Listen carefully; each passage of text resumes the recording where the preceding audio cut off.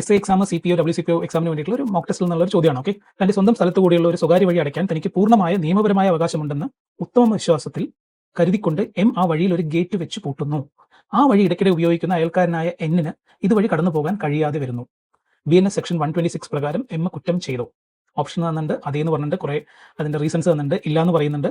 Okay, ആദ്യത്തെ option നോക്കാം. അതെ, കാരണം എന്ന് പോകാൻ ആഗ്രഹമുള്ള ദിശയിൽ പോകുന്നതിൽ നിന്ന് അയാൾ തടഞ്ഞു. സ്വകാര്യ പ്രോപ്പർട്ടിയാണ്, ആലോചിക്കണം.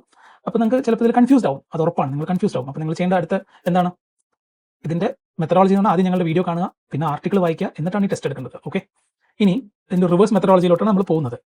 ഞാൻ നിങ്ങൾ നേരെ നമ്മളുടെ ആർട്ടിക്കിളിലോട്ട് കൊണ്ടുപോകണം. നോളജ് ബേസിലോട്ട് പോകുന്നു.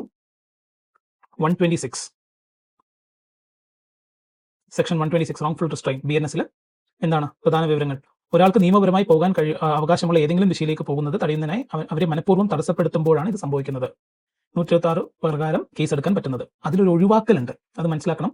കരയിലൂടെയോ വെള്ളത്തിലൂടെയോ ഉള്ള ഒരു സ്വകാര്യ വഴി തടസ്സപ്പെടുത്താൻ തനിക്ക് നിയമപരമായ അവകാശമുണ്ടെന്ന് ഒരാൾ സദുദ്ദേശത്തോടെ വിശ്വസിച്ച് അങ്ങനെ ചെയ്താൽ അത് കുറ്റകരമല്ല. അപ്പോൾ നമ്മുടെ ഓപ്ഷനിൽ അതാണ് ഉത്തരം.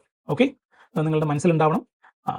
ഇനി ഇവിടെ നിന്ന് എങ്ങനെ പഠിക്കുക? ഇതിന് മുമ്പ് ഒരു വീഡിയോ ഉണ്ട്, ആ വീഡിയോ കണ്ടതിന് ശേഷം വേണം ഇത് വായിക്കാൻ, അതിനുശേഷം വേണം എക്സാം എടുക്കാൻ. ഓക്കെ, സോ ഈ 3 സ്റ്റെപ്സ് നിങ്ങൾ മനസ്സിൽ വെക്കണം.